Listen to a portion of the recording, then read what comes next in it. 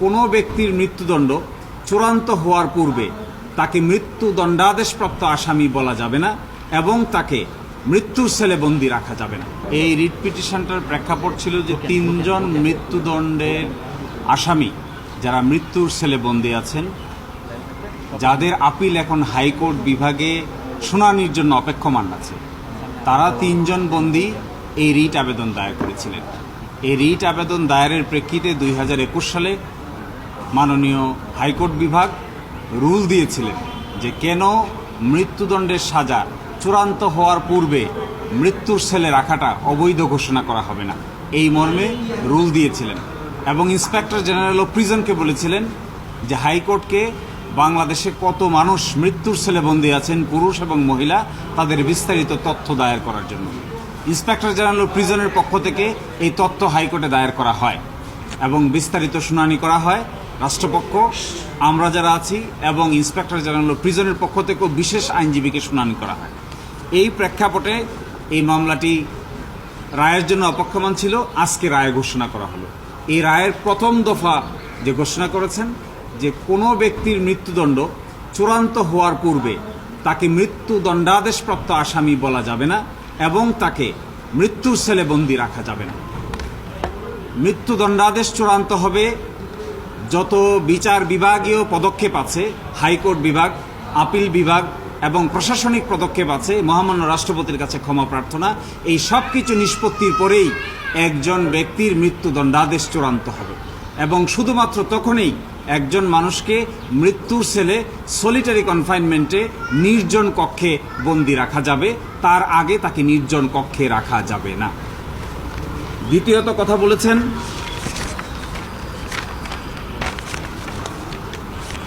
বিশেষ বিবেচনায় কোনো বন্দী যদি কোনো বিশেষ অসুবিধা থাকে, এটি হতে পারে ফিজিক্যাল কোনো অসুবিধা, সংক্রামক রোগের যদি কোনো রোগ থেকে থাকে, অথবা অন্য ধরনের কোনো সেক্সুয়াল ডিজিজ থেকে থাকে, তাহলে তাকে আলাদা করে রাখা যাবে। এই ক্ষেত্রে ওই ব্যক্তিকে জেলের ভিতরে প্রাথমিকভাবে শুনানি নিতে হবে যে আপনাকে সেপারেটলি নির্জন কক্ষে রাখা হবে, এই ব্যাপারে আপনার মন্তব্য বা বক্তব্য কি, এটা শুনানির পরেই তাকে নেওয়া যেতে পারে। এটি হলো এক্সেপশন। রাষ্ট্রপক্ষ বলেছেন যে তারা নতুন জেল কোড ফর্মুলেট করতে যাচ্ছেন। নতুন আইন হচ্ছে প্রিজন অ্যাক্ট, পুরাতন আইন রিপিল হয়ে যাচ্ছে।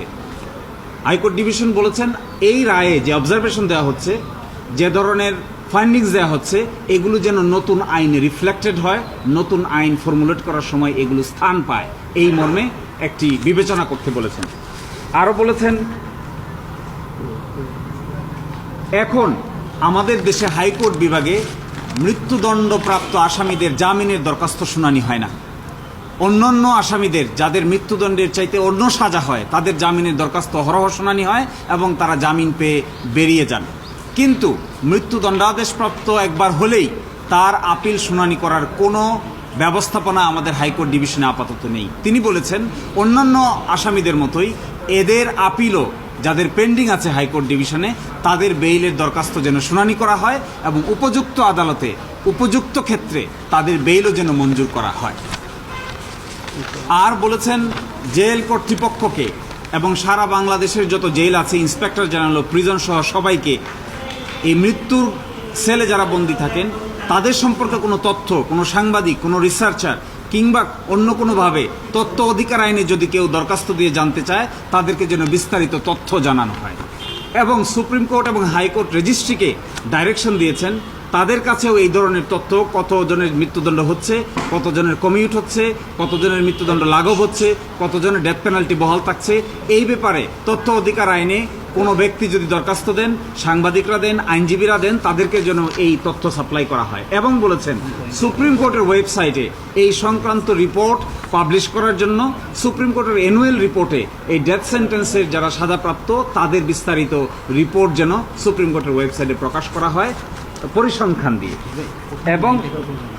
এবং সর্বশেষ বলেছেন যে আগামী 2 বছর সময় দেয়া হচ্ছে বাংলাদেশের সকল জেল কর্তৃপক্ষকে। মৃত্যুর সেলে নির্জন কক্ষে যারা বন্দী আছেন তাদেরকে এই সময়ের ভিতরে ক্রমান্বয়ে অন্য ব্যবস্থাপনা করে মৃত্যুর সেল থেকে সরিয়ে সাধারণ কয়েদিদের সঙ্গে বসবাসের সুযোগ করে দিতে হবে, শুধু তারা ছাড়া যাদেরকে বিশেষ বিবেচনায় নির্জন কক্ষে রাখা যায়। আর মূল অর্ডারটা হলো এটাই বলা হয়েছে কোর্টের পক্ষ থেকে যে মৃত্যুদণ্ডের সাজা চূড়ান্ত হওয়ার পূর্বে কাউকে মৃত্যুর সেলে নির্জন কক্ষে রাখা যাবে না। এই চূড়ান্ত হওয়া বলতে বোঝানো হয়েছে হাইকোর্ট ডিভিশন, আপিল বিভাগ, আপিলের রিভিউ এবং মহামান্য রাষ্ট্রপতির কাছে ক্ষমা প্রার্থনার যে দরখাস্ত আছে, এগুলো নিষ্পত্তি হওয়ার পরেই একজনকে নির্জন কক্ষে কন্ডেম সেলে কনফাইন করে সলিটারি কনফাইনমেন্টে রাখা যাবে। অন্যথায় শুরুতেই মৃত্যুদণ্ডাদেশ হয়েছে ট্রায়াল কোর্টে, এই জন্যই কাউকে নির্জন কক্ষে বন্দী রাখা যাবে না।